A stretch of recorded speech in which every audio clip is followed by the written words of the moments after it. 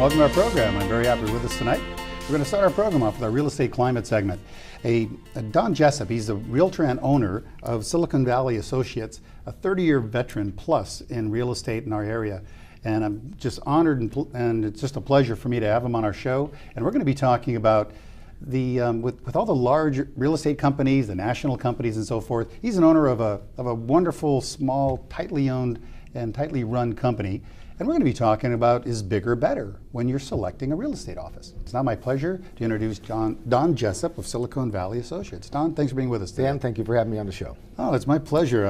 I've been wanting to have you on the show for a long, long time. I see you at the breakfast meetings, running those meetings, and you do a great job, and I'm sure that just translates into how well you run Silicon Valley Associates. So the topic today we want to talk about is bigger better? And I know you've worked for large companies, and now you're an owner of a company that's very boutique-y and run very well. So why don't I just ask the question, from a client's perspective, because I know we want to talk about clients and realtors and so forth, about the combination, but let's start with clients. Why is it an appropriate choice for a client to choose a smaller real estate company like yours? Well, Dan, a whole bunch of things. In the real estate climate, there's a whole bunch of large organizations, which you said we were a part of. And in real estate, part of our success is being able to be nimble in the market and to change with the market. We just came through a highly distressed market, and the larger companies don't know how to react as quickly. So we put into place a team of people who knew how to act and work their distressed market. And we grew from 3 people in 7 years to 45 people through the toughest market that we had. Wow. And so as a large company, you don't have those ability to change on a dime. And now that we're in an abundantly exciting real estate market, we change with that as well, because the short sale market and getting loan modifications has changed. Now we can move into what's called a more normal market, if you can call any market normal these days. An analogy I have for you, or just somewhat of a metaphor, it's like you can be a speedboat when some of the larger companies that are national or even a large regional company, they're like a big freighter. They turn the wheel and it takes a while for action to start happening, but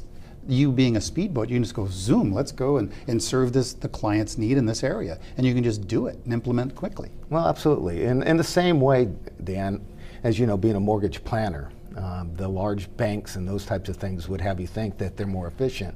And the problem that we get in a large corporation like that is they get a lot of order takers and people that sit behind desks that have never taken the time to figure out what the selling needs are, the buying needs are, where the family's going. And like you, we try to sit down and consult with people and give them true direction on where they want to go.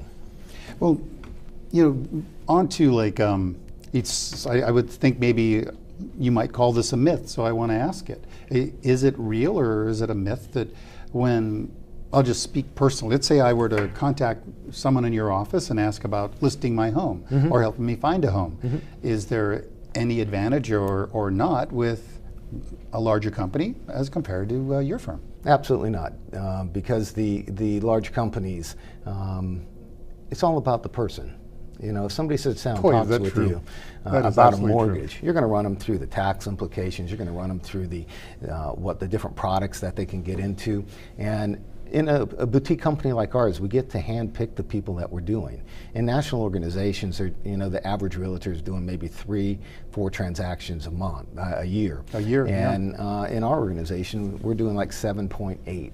And we get to handpick the people that we work with so they can guide you properly through the process of buying or selling a home. Yeah. So how would you say your office is, how would you say it separates itself from others in serving the needs of the client? So, it's kind of in keeping with your last answer. I want to drill into that a bit more and have you say, because I know you reference me, and as a mortgage planner, I look at risk tolerance goals and time horizons, and we can really customize a plan that fits the short-term, long-range goal. It depends. Is the buyer or the client we're dealing with, do they have short-term or long-term goals? What is it? And every client's different. What say you, Don? Is it similar? Well, it's absolutely similar. You know, one of our things in our office is we like to win, build, and equip people to be successful in real estate. We win the clients over by being professional in what we do, and then we build them up and build their person and who they are so they can be successful. Right. And then we equip our agents and the buyers and sellers to have the right tools and the internet things because we're in a society that internet is just taking over. But you know, it's the people. Real estate will always be a face-to-face, business-to-business, belly-to-belly transaction. And the day of buying your Tesla online is here, but not buying your house. You're going to have to go out and see it and experience it before you make that decision. I'm not even sure I'd buy a Tesla. I know cars make it. They're making it available because they're technology, but it's something like that. You just want to walk around the house and listen to the birds chirp in the backyard and just get a feel for the energy. Yeah, absolutely. So let's move on to the question of agent now. Okay. You know, and it correlates because I asked the question of why would a client choose Silicon Valley Associates, and I'm curious that of let's shift to the agent side. So an agent that might work at any number of different companies looks at Silicon Valley Associates and what do they find? What separates you in serving their needs as a realtor? Well, real estate agents, being a real estate agent is the only profession that you're the chief bottle washer and cook and everything else. You have to do your own marketing, you have to do your planning. You might as well be from Missouri because the buck stops there. That's right, you know, and what happens though is real estate agents should be counseling, negotiating, and managing the details. And what happens in most real estate companies, you go to a large company and say, here's the tools. And we have this great database, we have this great website, we have this and that and the other, but they never teach you how to use it. In our company, what we strive to do is to take the busy work away so you can negotiate and counsel and manage the transaction and not have to be doing 10 database entries and out there walking the farm and doing the things that are necessary. We're going to help you build the database and the contact management systems that allow you to have a career in real estate as opposed to just working one deal after another after another. Because your focus then is to create an environment where if any other office has, I'll just say 10 things to do, you're trying to take 5 or 6 or whatever amount of those away so they can spend all their time on the most important ones, and that's dealing with the need of their client. Absolutely. Because if you spend all of your time doing the details, then you can't be with your clients. You can't help them make the right decisions. You can't counsel them. You can't manage the details because there's so many things. You know, when I first got into business in 1982, we had a one-page contract. You know, now we have stack of paper this thick. It's a bundle. And our job isn't necessarily to know how to fill out that paperwork, but what it takes to negotiate a good contract in a very competitive market, what it takes to protect the buyers and sellers and have a win-win situation as opposed to a win-lose situation. And what we stress with our real estate agents, that if it's not a win-win, then you probably shouldn't be doing it because that's how you get into lawsuits and that's how people get hurt. Right. And you know, and I don't want to leave our audience thinking that I think the only solution is a small office, because something you said earlier is very fitting. It really gets down to the people that you choose to work with. And there are many experienced and great agents in every possible different small boutique company to something national. It matters not. Absolutely. Right. But for this segment, I really wanted to hone in on some of the advantages that you as a business owner try to present to the clients that come to your organization, and again for the agents that choose to work, and what that enhancement is. And maybe in a few words, why don't you share what the true enhancement for those? I mean, think about some of the agents that you've had for a while, or some that are new, and why they joined your organization.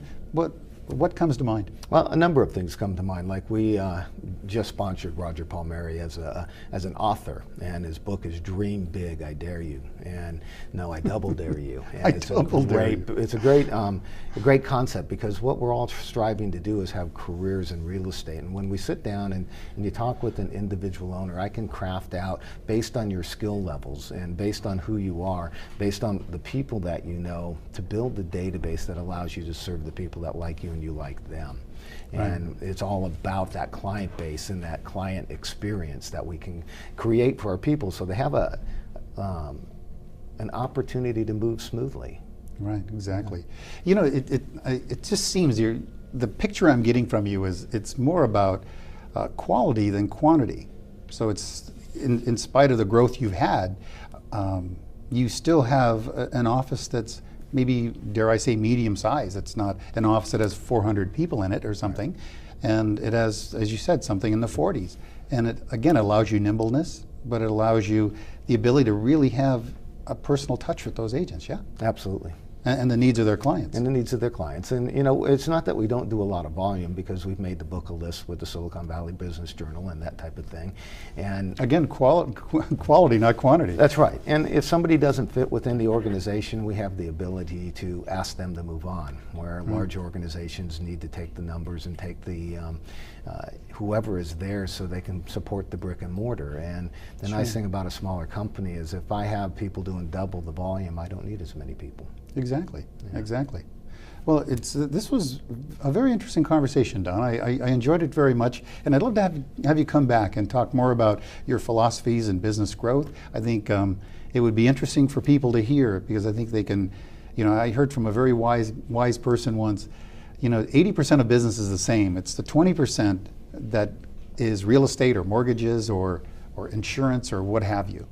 And it's just, but the fundamentals of business are there. And I also like to hear more about your thoughts about our market and where we're going. So we'd love to have you back on again soon. Love to be back. All right, great, Don. Thanks so much for being with us today.